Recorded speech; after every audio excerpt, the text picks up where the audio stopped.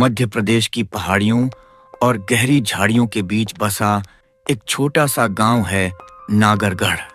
यह गांव शहर से बहुत दूर है। यहाँ तक पहुँचने के लिए लोग कच्चे रास्तों, जंगलों और पत्थरों से होकर गुजरते हैं। नागरगढ़ एक साधारण गांव है, लेकिन इसके चारों ओर हमेशा एक अनजानी खामोशी फैली रहती है। गांव के ज्यादातर घर मिट्टी और पत्थरों से बने हैं। छतें खपरैल की हैं और आंगन में लालटेन टिमटिमाती रहती हैं। यहाँ के लोग सीधे सादे हैं। खेती और जंगल से मिलने वाली चीजों से अपनी जिंदगी चलाते हैं। मनोरंजन के लिए न टीवी है, न रेडियो। बस बरगद के विशाल पेड़ के नीचे लोग शाम को बैठकर गपशप करते हैं। उस दिन भी गांव के 3 आदमी बरगद के नीचे बैठे थे, राम किशन, मुकुंद और गजानन। मौसम अजीब था। उमस इतनी थी कि पसीना रुक ही नहीं रहा था। आज तो बड़ी उमस है, लगता है कि रात तक बारिश हो जाएगी। हाँ, पर हवा भी तो नहीं चल रही। थोड़ी सी ठंडी हवा चल जाए तो राहत मिले। अरे मौसम है, अपने आप बदल जाएगा। 2-4 दिन बाद तो वैसे भी लगातार बारिश ही होने वाली है। तीनों बातें कर ही रहे थे कि अचानक गांव के एक कोने से जोर जोर की आवाजें आने लगीं। चीखने चिल्लाने की, बर्तन गिरने की, औरतों के रोने की आवाजें। अरे ये शोर कहाँ से आ रहा है? लगता है किसी के घर कुछ गड़बड़ हो गई है। तीनों उठे और जल्दी जल्दी वहां हुए आवाज की दिशा में पहुंचे। यह घर था धनपाल का। धनपाल गांव का जाना माना आदमी था। माना जाता था कि उसके पास बाकी लोगों से ज्यादा पैसा है। भीड़ लगी थी, औरतें रो रही थीं, बच्चे सहमे हुए थे। अरे भाई, क्या हुआ? इतना शोर क्यों मचा रखा है? मैं तो लुट गया। घर में चोरी हो गई। मेरे सारे गहने, पैसा सब गायब। क्या चोरी? लेकिन कैसे? मैं बाहर वाले कमरे में था। अंदर से सामान गिरने की आवाज आई। मैं दौड़ा, लेकिन वहां कोई नहीं था। अलमारी खाली थी, न ताले टूटे, न कोई निशान। सब ऐसे गायब हो गया जैसे हवा में उड़ गया हो। भीड़ में खुसर पुसर शुरू हो गई। ये कैसे हो सकता है? किसी ने देखा नहीं? चोर इतना चालाक कैसे हो सकता है? गांव के लोग हैरान थे। यह पहली बार था जब ऐसी चोरी हुई थी। न कोई सुराख, न टूटा हुआ दरवाजा, लेकिन सामान गायब। ये तो बड़ी अजीब बात है। अब सबको सावधान रहना पड़ेगा। चोर अगर यहाँ चोरी कर सकता है तो बाकी जगह भी कर सकता है। उस रात लोग डरे सहमे अपने घर लौट गए, लेकिन उन्हें नहीं पता था कि यह तो बस शुरुआत थी। धनपाल के घर की चोरी ने पूरे गांव में खलबली मचा दी थी। लोग सोच रहे थे कि शायद यह एक बार की घटना होगी, लेकिन जल्द ही उनकी उम्मीदें टूट गईं। कुछ ही दिनों में एक और घर चोरी का शिकार बन गया। इस बार हरिनाथ खान का घर। हरिनाथ गरीब किसान था। उसके पास ज्यादा कुछ नहीं था, लेकिन जो थोड़ी बहुत बचत और खेत से आई अनाज की बोरी थी, सब गायब हो गया। अगर हरिनाथ जैसे गरीब का भी सामान चोरी हो सकता है तो अब कौन सुरक्षित है? ये कोई साधारण चोर नहीं है, ये कुछ और ही मामला है। अब गांव का माहौल बदल चुका था। पहले लोग रात को बरगद के नीचे बैठकर बातें करते थे, हंसते गाते थे, लेकिन अब अंधेरा होते ही सब अपने घरों में दुबक जाते। दरवाजे अच्छे से बंद, खिड़कियों पर कुंडी और लालटेन बुझाकर लोग डर डर कर सोने की कोशिश करते। लेकिन चोरी का सिलसिला थमने का नाम नहीं ले रहा था। हर कुछ दिन बाद किसी न किसी घर से सामान गायब हो जाता। डर सबसे ज्यादा इस बात का था कि कभी कोई ताला टूटा नहीं मिलता, न दीवार पर कोई सुराख होता, और न ही किसी ने कभी किसी को आते जाते देखा। ये इंसानी काम नहीं हो सकता, ये जरूर कोई भूत प्रेत है। अब बच्चे भी रात को घर से बाहर निकलने से डरने लगे। मवेशी अचानक से हिनहिनाने और चीखने लगते, मानो उन्हें कुछ दिखाई देता हो, कुछ ऐसा जो इंसानी आंखों से छिपा हो। बरगद के नीचे हर शाम अब सिर्फ एक ही चर्चा होती, चोरी। मुझे समझ में नहीं आ रहा, चोर इतना चालाक कैसे हो सकता है? न ताला तोड़ता है, न दीवार काटता है, और न ही कभी दिखाई देता है। डर इसी बात का है। अगर ये इंसान होता तो अब तक पकड़ में आ चुका होता। ये जरूर कोई शैतानी काम है। जो भी है बड़ा शातिर है, और अगर यही चलता रहा तो एक दिन पूरे गांव का सब कुछ खत्म हो जाएगा। लेकिन जो भी कोशिश हुई सब बेकार गई। पहरेदार रात भर जागते रहे, फिर भी चोरी हो गई। कुत्ते बंधे रहे, लेकिन वे न भौंके। अब गांव में शक का माहौल बनने लगा। लोग एक दूसरे पर शक करने लगे। कहीं ये चोरी गांव का ही कोई आदमी तो नहीं कर रहा? हो सकता है कोई अमीर बनने के चक्कर में हम सबको लूट रहा हो। लेकिन सबूत किसी के पास नहीं था। एक दिन गांव के बुजुर्गों ने फैसला किया कि बैठक बुलाई जाए। बरगद के नीचे सभी लोग इकट्ठा हुए। औरतें भी थोड़ी दूरी पर खड़ी होकर सुन रही थीं। बच्चे खामोश थे। माहौल बिल्कुल तनावपूर्ण था। हमें अब कुछ ठोस करना होगा। अगर चुप बैठे रहे तो यह चोर पूरे गांव को बर्बाद कर देगा। मैं तो कहता हूं कि हर घर के बाहर आग जला दो, जिससे कोई आएगा तो तुरंत दिख जाएगा। नहीं, ये बात इतनी आसान नहीं है। अगर ये साधारण इंसान होता तो अब तक पकड़ा जा चुका होता। मुझे लगता है इसके पीछे कोई गहरा राज है। गजानन सही कह रहा है। हाँ, जरूर कोई राज है, लेकिन कौन बताएगा हमें? इसी बीच उसी रास्ते से एक शख्स गांव में लौटता दिखाई दिया। वह था विनायक काका। अरे काका आ गए, अब तो आप ही कुछ हल बताइए। रामकिशन ने जल्दी से सारी बातें समझाई। कैसे चोरियां हो रही हैं, कैसे कोई निशान नहीं मिलता और कैसे गांव अब डर के साए में जी रहा है। विनायक काका ने ध्यान से सब सुना, फिर धीमी लेकिन गहरी आवाज में बोले, मैं समझ गया, ये साधारण चोर का काम नहीं है, और अगर मेरी बात सही निकली तो अगली चोरी कब और कहाँ होगी यह मैं बता सकता हूँ। क्या काका को पता है? काका, आपको कैसे पता? जो हो रहा है वह इंसानी नहीं है। अगली चोरी जल्दी ही होने वाली है और उस रात हमें सच का पता चल ही जाएगा। गांव वाले स्तब्ध थे। डर और जिज्ञासा दोनों बढ़ चुके थे। अब सबकी नजरें थीं विनायक काका पर। बरगद के नीचे खामोशी छाई हुई थी। सभी गांव वाले विनायक काका की तरफ टकटकी लगाए देख रहे थे।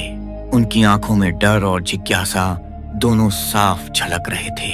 तुम सब जानना चाहते हो ना कि यह चोर कौन है? तो सुनो, ये इंसान नहीं है, ये एक परछाई अब पे है। एक ऐसी परछाई जिसे किसी ने बुलाया है, कैद किया है और अब अपने काम के लिए इस्तेमाल कर रहा है। काका की बात सुनकर लोगों की रूह कांप उठी। औरतों ने अपने चेहरे पर पल्लू कसकर पकड़ लिया। बच्चे औरतों के पीछे छिप गए। ये साधारण भूत नहीं, इसे प्रेतनी कहते हैं। अघोरी और तांत्रिक अपने मंत्रों से इन्हें वश में कर लेते हैं। फिर जिसे खरीदता है वह इसे अपने काम के लिए भेजता है। ये दीवारों को पार कर सकती है और बिना दरवाजे खिड़की खोले अंदर बाहर निकल सकती है। लोग अब तक जो समझ ही नहीं पा रहे थे कि ताले क्यों नहीं टूटे, दरवाजे क्यों नहीं खुले और चोर कभी दिखा क्यों नहीं, उसका जवाब अब सामने था। तो फिर ये कोई बाहर का नहीं है, हमारे ही गांव का कोई है जिसने इसे खरीदा है। हाँ, और उसने सबसे पहले अपने ही घर में चोरी का नाटक किया ताकि कोई उस पर शक न करे। गांव वालों के बीच अब हलचल मच गई। सब एक दूसरे को शक भरी नजरों से देखने लगे। कहीं ये काम दिनेश का तो नहीं? नहीं, मुझे लगता है कि ये शंकर हो सकता है। कौन है वो? कौन इतना नीच हो सकता है? शांत रहो, अभी नाम लेना ठीक नहीं, पर एक बात पक्की है, अगली चोरी जल्द ही होगी और उसी रात असली राजा सामने आएगा। तो काका, हमें करना क्या होगा? हमें उस रात तैयार रहना होगा। जब चोरी होगी तो ध्यान देना कि परछाई किस घर से निकलती हैं। याद रखना, परछाई सिर्फ उसी घर से बाहर आएगी जहां उसे कैद करके रखा गया है। गांव वाले सन्नाटे में थे। काका की बातें उनके दिल को दहला रही थीं, लेकिन सच जानने की बेचैनी अब और बढ़ गई थी, मानो हवा में भी डर घुल गया हो। अब की बार हम सब मिलकर इस रहस्य को उजागर करेंगे। तैयार रहना, अगली चोरी ही हमें असली चोर तक ले जाएगी। गांव वालों ने सिर हिला दिया, लेकिन उनके दिल में डर और सवाल दोनों थे। आखिर कौन है वो जिसने अपनी लालच के लिए एक प्रेतनी को गांव पर छोड़ दिया है? वह रात आ ही गई। आसमान में घने बादल छाए हुए थे। हवा एकदम थमी हुई थी और गांव पर अजीब सा सन्नाटा छाया था। बरगद के नीचे कुछ लोग पहले से इकट्ठा थे। रामकिशन, मुकुंद, गजानन और सबसे आगे विनायक काका। सभी के चेहरे पर चिंता की लकीरें थीं। हर कोई जानता था कि आज कुछ बड़ा होने वाला है। काका, बहुत देर हो गई, कहीं आपकी बात गलत तो नहीं निकल जाएगी? नहीं मुकुंद, धैर्य रखो। आज रात सच तुम्हारी आंखों के सामने होगा। आधी रात होने को आई, सब कुछ शांत था, लेकिन तभी अचानक एक घर की तरफ से बर्तनों के गिरने की आवाज गूंज उठी। सुनो, आवाज आई है, चलो जल्दी। सारे लोग दबे पांव उस घर की ओर भागे। घर गांव के बीचों बीच था। सब लोग छिपकर खिड़की की ओट से झांकने लगे और तभी उन्होंने उसे देखा। अंधेरे कमरे से एक परछाई धीरे धीरे बाहर निकल रही थी। वह किसी औरत की आकृति जैसी थी। लंबे बिखरे हुए बाल, लाल चमकती आंखें, काला साया जो जमीन पर नहीं बल्कि हवा में लहरा रहा था। हे भगवान, ये तो सचमुच परछाई है। ये दीवार के आर पार जा रही है, ताला तोड़े बिना। गांव वाले अपनी सांसें रोककर देखते रहे। परछाई घर की दीवार से बाहर आई, जैसे ईंटें और गारा उसके लिए मौजूद ही ना हो। उसके हाथ खाली थे, लेकिन उसका चेहरा भयानक था, मानो किसी अदृश्य शक्ति के आदेश पर वह चल रही हो। काका, ये किसकी है? ये किस घर से निकली? ध्यान दो, परछाई सिर्फ उसी घर से निकलेगी जहां उसे बांध कर रखा गया है। सभी लोग अपनी आंखें गड़ाए उस परछाई को देखते रहे। वह परछाई धीरे धीरे गांव के बीच से गुजरी, फिर दूर अंधेरे में लहराती हुई गायब हो गई। हे भगवान, ये क्या था? अब तो यकीन हो गया, ये इंसान का काम नहीं। किसने लाया इसे एक गांव में? गांव वाले कांप उठे थे, लेकिन विनायक काका की नजरें अब उस घर पर टिक चुकी थीं, जहां से परछाई निकली थी। मैंने कहा था ना, सच सामने आएगा। अब हमें बस इस घर का राज खोलना है। गांव में सन्नाटा छा गया। हर किसी की नजर उस घर पर थी। लोग समझ चुके थे, अब असली चोर बेनकाब होने वाला है। परछाई के गायब होते ही गांव वालों का दिल जोर जोर से धड़कने लगा। सबकी आंखें उस घर की ओर टिक गईं। वही घर जहां से वह भयावह साया बाहर निकला था। वह घर था धनपाल का घर। जी हाँ, वही धनपाल जिसने सबसे पहले चोरी का शोर मचाया था। तो ये सारा नाटक शुरू से ही धनपाल का था? उसने अपने ही घर में चोरी का ढोंग किया ताकि किसी को शक न हो। गांव वाले झुंड बनाकर धनपाल के घर की ओर दौड़े। दरवाजा जोर से खटखटाया गया। धनपाल डरते डरते बाहर आया। उसका चेहरा पसीने से भीगा हुआ था। धनपाल, अब सच बता, तेरे घर से परछाई निकली है? ये तूने ही गांव पर छोड़ी है।